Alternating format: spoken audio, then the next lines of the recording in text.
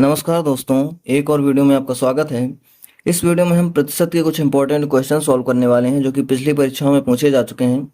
तो वीडियो आपके लिए काफ़ी ज़्यादा इंपॉर्टेंट होने वाली है क्योंकि इसमें हम कॉन्सेप्ट भी सीखेंगे और साथ ही साथ प्रैक्टिस भी करने वाले हैं। तो आपसे रिक्वेस्ट है कि वीडियो में लास्ट तक बने रहिएगा। अगर आप चैनल पर नए हैं तो वीडियो को लाइक करके चैनल को सब्सक्राइब जरूर कर लीजिए। चलिए वीडियो को शुरू करते हैं।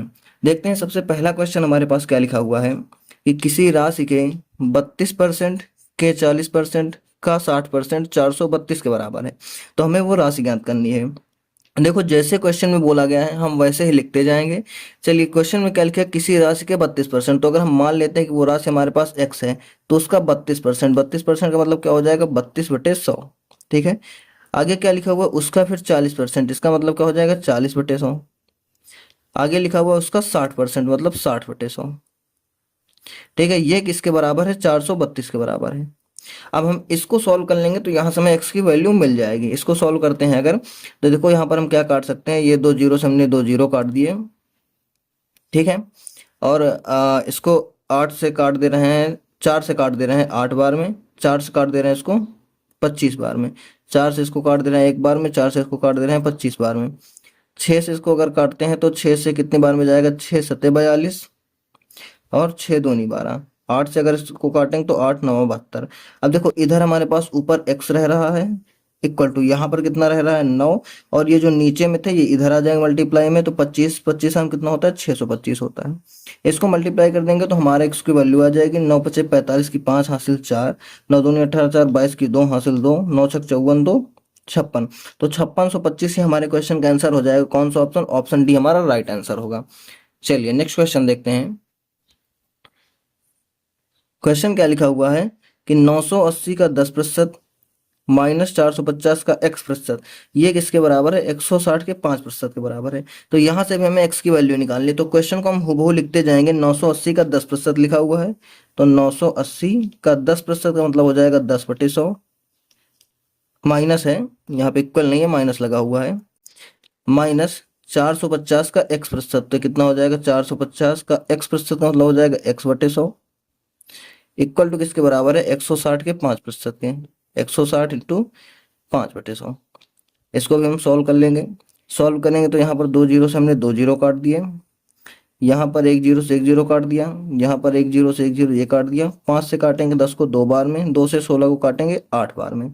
यहाँ पर इसको काट देना है 5 से, तो 5 से ये 9 बार में जाएगा, 5 से 2 बार में जाएगा। तो जो बच रहा है लिख ले रहे हैं, यहाँ पर बच रहा है 98, माइनस का यहाँ पर बच रहा है 9x/2। ठीक है। इक्वल टू कितना बच रहा है, यहाँ पर 8 बच रहा है।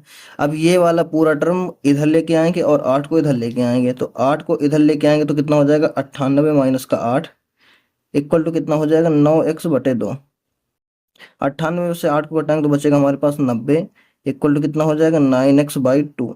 9 से इसको काटेंगे 10 बार में जाएगा, क्रॉस मल्टीप्लाई करेंगे तो यहाँ से हमारे पास x की वैल्यू कितनी आ जाएगी, 20। और यही हमारे क्वेश्चन का आंसर हो जाएगा। कौन सा ऑप्शन सही होगा, बी ऑप्शन हमारा राइट आंसर हो जाएगा। चलिए नेक्स्ट क्वेश्चन देखते हैं। कहीं पर अगर आपको कोई डाउट लगे तो कमेंट करके पूछ लीजिएगा, मैं नेक्स्ट वीडियो में इसको क्लियर कर दूंगा। 160 का लिखा हुआ है 20%, 160 का 20%, 20% का मतलब 20/100 होता है, प्लस आगे लिखा हुआ है 50 का 10%, तो इसको हम लिख लेंगे 50 का 10% का मतलब हो जाएगा 10/100, इक्वल टू क्या है, x-1। यहाँ से भी हमें x की वैल्यू ही बतानी है। तो यहाँ पर अगर इसको सॉल्व करें तो देखो, पहले हम इसको कैलकुलेट करें तो दो जीरो से हमने दो जीरो काट दिए, यहाँ पर भी दो जीरो से हमने दो जीरो काट दिए। मल्टीप्लाई करेंगे तो ये हो जाएगा 32, प्लस इसको मल्टीप्लाई करेंगे तो 5, इक्वल टू हमारे पास कितना बच रहा है, x-1। 32 में 5 जोड़ेंगे कितना हो जाएगा, इधर 37 हो जाएगा, इक्वल टू कितना है, x-1। यहाँ से अगर x की वैल्यू निकालना चाहें तो 1 इधर जाके जुड़ जाएगा, 37 से कितना हो जाएगा हमारे पास 38, और ये हमारे क्वेश्चन का आंसर हो जाएगा। कौन सा ऑप्शन, ऑप्शन बी हमारा राइट आंसर हो जाएगा। चलिए नेक्स्ट क्वेश्चन देखते हैं। क्वेश्चन क्या लिखा हुआ है, यदि 50 का 40%, 80 का, ये x% लिखा हुआ है, यहाँ पर इसको सही कर लेते हैं। यहाँ पर ये क्या लिखा हुआ है, x%। ठीक है तो x का मान में बताना है। सेम टू सेम पहले के जैसे क्वेश्चन ही है, जैसे अभी तक क्वेश्चन हमने किए सेम वैसे क्वेश्चन है। 50 का 40%, 40% का मतलब हो जाएगा 40/100, इक्वल टू क्या है, 80 का x%, x% का मतलब क्या हो जाएगा, x/100। सॉल्व करेंगे अगर इसको तो देखो सीधे सीधे हम क्या कर रहे हैं कि 100 से 100 को काट दे रहे हैं, 40 से अगर 80 को काटेंगे तो 2 बार में जाएगा, 2 से अगर 50 को काटेंगे तो 25 बार में जाएगा। तो सीधे सीधे हमारे x की वैल्यू क्या आ गई, 25 आ गई। कौन सा ऑप्शन, ऑप्शन बी हमारा राइट आंसर आ जाएगा। देखो क्वेश्चन इजी ही है, बस ये है कि आपको थोड़ा सा ध्यान देने की जरूरत है। अभी बेसिक पढ़ा रहे हैं, अब धीरे धीरे जैसे ही हम आगे जाएंगे वैसे वैसे क्वेश्चन का लेवल बढ़ता जाएगा। चलिए नेक्स्ट क्वेश्चन देखते हैं।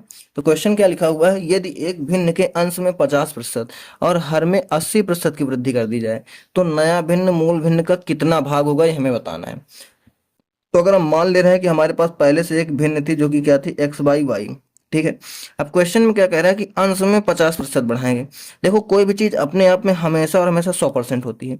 अब 50 इसमें अगर हम और बढ़ा देंगे तो ये कितनी हो जाएगी, 150% हो जाएगी। इतना समझने की कोशिश कीजिए, ठीक है। तो यहाँ पर दूसरे में क्या है, 80% की वृद्धि करेंगे तो ये भी पहले अपने आप में 100% ही रहेगी। इसमें भी हम अगर 80% बढ़ा देंगे तो कितना हो जाएगा, 180% हो जाएगा। तो यहाँ पर देखो इसको हम जो इंक्रीज करेंगे तो हमने क्या है कि यहाँ पर अंश में 50% की वृद्धि करनी है। तो अंश में 50% बढ़ाएंगे तो ये कितना हो जाएगा, 180% हो जाएगा। पहले 50% बढ़ाएंगे, पहले अगर 100 था तो अब कितना हो जाएगा, 150% हो जाएगा। तो इसको लिख देंगे 150/100, ठीक है। नीचे हमें हर में क्या करना है, तो हर में हमें क्या करना है, 80% बढ़ाना है। तो अगर पहले वो 100 रहा तो अब कितना हो जाएगा, 180% हो जाएगा, 180/100 हो जाएगा, ठीक है। अब इसको अगर सॉल्व करेंगे तो देखो यहाँ पर हम क्या कर सकते हैं, यहाँ पर हमने 100 से 100 कट कर दिया। यहाँ पर इसको क्या करेंगे, 0 से ये 0 कट हो जाएगा, 3 से काटेंगे तो 3 पचे 15, 3 से काटेंगे तो 3 छंग 18, ऊपर बचा है 5x, ठीक है, और नीचे रह रहा है 6y, इतना बच रहा है। अब क्वेश्चन में पूछा गया कि मूल भिन्न का कितने भाग, तो अगर हम मूल भिन्न निकालें तो मूल भिन्न है हमारे पास x/y इंटू कितना आ रहा है, 5/6। तो ये 5/6 ही हमारा आंसर हो जाएगा। जो ये 5/6 आ रहा है यही हमारा आंसर हो जाएगा कि मूल्य भिन्न हमारे पास कितनी थी, x/y थी, और उसका 5/6 हो रहा है। तो कौन सा ऑप्शन, ऑप्शन डी हमारा राइट आंसर हो जाएगा। चलिए दूसरा क्वेश्चन देखते हैं। सेम वैसा ही क्वेश्चन है। क्या लिखा हुआ है कि एक भिन्न के अंश में 20% की वृद्धि की जाती है और हर में 50% की कमी की जाती है। तो अब देखो अगर 20% की वृद्धि करेंगे तो ये 100 से कितना हो जाएगा, 100 में अगर 20 बढ़ाएंगे तो ये कितना हो जाएगा, 120 हो जाएगा। और 50 की अगर कमी करेंगे तो 100 में अगर हम 50 की कमी करेंगे तो कितना बचेगा, 50 बचेगा। इतना समझ में आया। तो अगर हम मान लेते हैं कि हमारे पास भिन्न x/y है तो चेंज होने के बाद इसमें क्या आ जाएगा कि अंश में 20% की वृद्धि होगी तो ये कितना हो जाएगा, 120%, 120/100 हो जाएगा। और हर में 50% की कमी होगी तो कितना बचेगा, 50 ही बचेगा। अब क्वेश्चन में आगे कह रहा है कि इतना करने के बाद हमें 5/6 मिलता है, तो ये इक्वल टू किसके हो जाएगा, 5/6 के, ठीक है। ये हो जाएगा किसके इक्वल, 5/6 के इक्वल हो जाएगा, 5/6 के। तो हमें इसको सॉल्व करके x/y की वैल्यू बतानी, मूल भिन्न का मान ज्ञात करना, यानी कि हमें x/y की वैल्यू बतानी। तो इसको सॉल्व करेंगे तो 100 से 100 हमने काट दिया, ये 0 से ये 0 काट दिया, तो कितना बच रहा है ऊपर, 12x divide by 5y equal to कितना है, 5/6। तो इसको इधर ले जाएंगे और इसको भी इधर ले जाएंगे, तो यहाँ पर x/y को ही हमें बचाना है क्योंकि हमें भिन्न की ही वैल्यू बतानी है।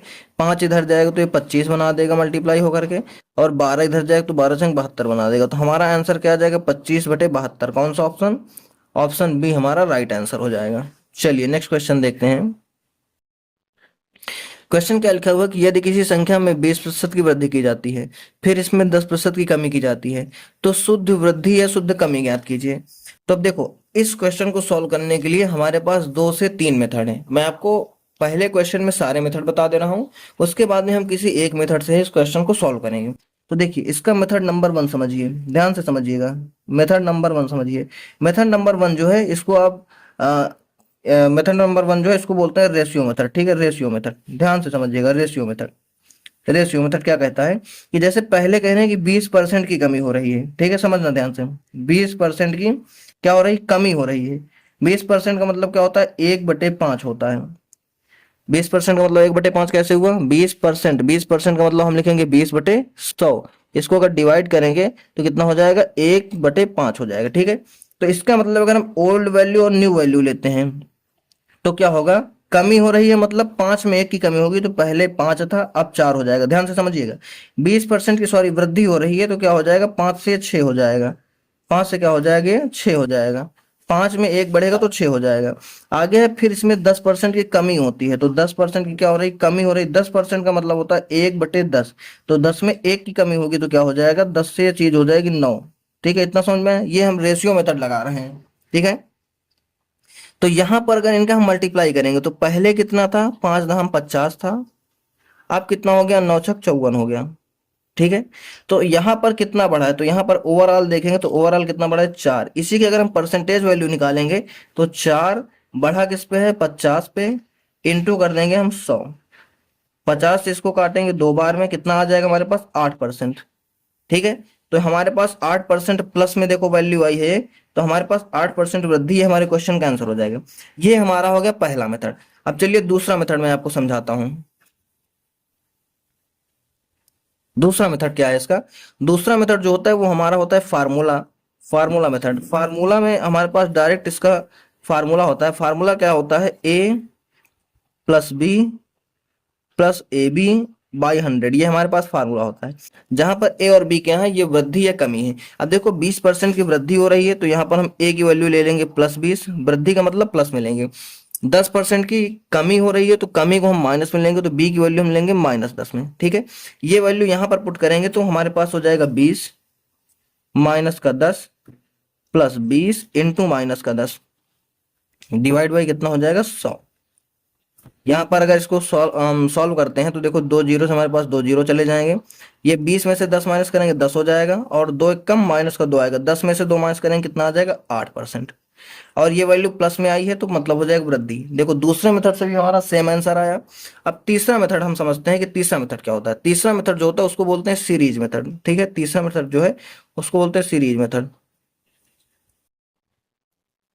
उसको क्या बोलते हैं, सीरीज मेथड।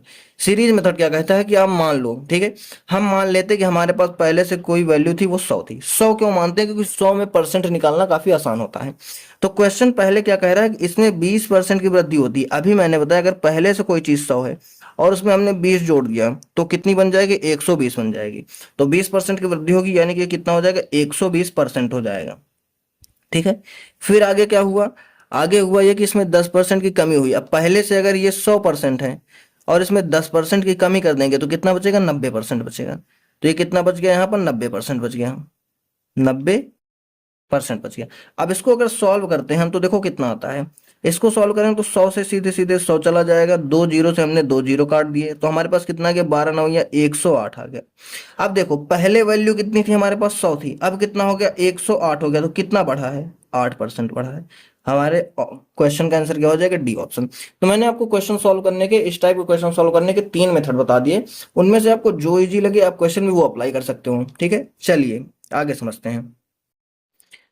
यहाँ पर क्वेश्चन क्या कह रहा है कि एक मोबाइल के मूल्य में पहले 20% की कमी हुई, फिर 10% की वृद्धि हुई, मूल्य में होने वाला कुल परिवर्तन ज्ञात कीजिए। तो देखो 20% की कमी हुई, 10% की वृद्धि हुई, तो यहाँ पर अगर हम क्वेश्चन अपना फार्मूला लगाते हैं, A plus B plus A B by 100, ठीक है। तो यहाँ पर ए और बी की वैल्यू हम क्या ले लेंगे, 20% की कमी हुई तो ए की वैल्यू -20, 10% की वृद्धि हुई तो इसकी 10 प्लस में। अब देखो इनको हम कोई आगे पीछे कर सकते हैं, इसमें कोई बाउंडेशन नहीं है। ए की वैल्यू +10 भी ले सकते हैं, बी की वैल्यू -20 भी ले सकते हैं, हमारा आंसर सेम ही आएगा। तो यहाँ पर अगर हम वैल्यू पुट करते हैं तो ए की वैल्यू क्या ले रखी है हमने, -20, प्लस बी की वैल्यू क्या है 10, प्लस ए की वैल्यू क्या है -20 इंटू 10 डिवाइड बाई कितना हो जाएगा हमारे पास 100। तो इसको अगर सॉल्व करें तो 2 जीरो से यहाँ पर 2 जीरो हमने काट दिए, ठीक है। आगे ये 20 -20 प्लस का 10 क्या हो जाएगा, -10 हो जाएगा, और 2 एक कम 2। तो हमारे पास वैल्यू क्या है, -12। ये वैल्यू परसेंट में आती है। अब माइनस का मतलब हो जाता है क्या, कमी। तो 12% की कमी, यहाँ पर क्वेश्चन में कमी भी लिखा हुआ होना चाहिए था ऑप्शन में कि 12% की कमी हुई है, ठीक है। ये हमारे क्वेश्चन का आंसर हो जाएगा। नेक्स्ट समझते हैं।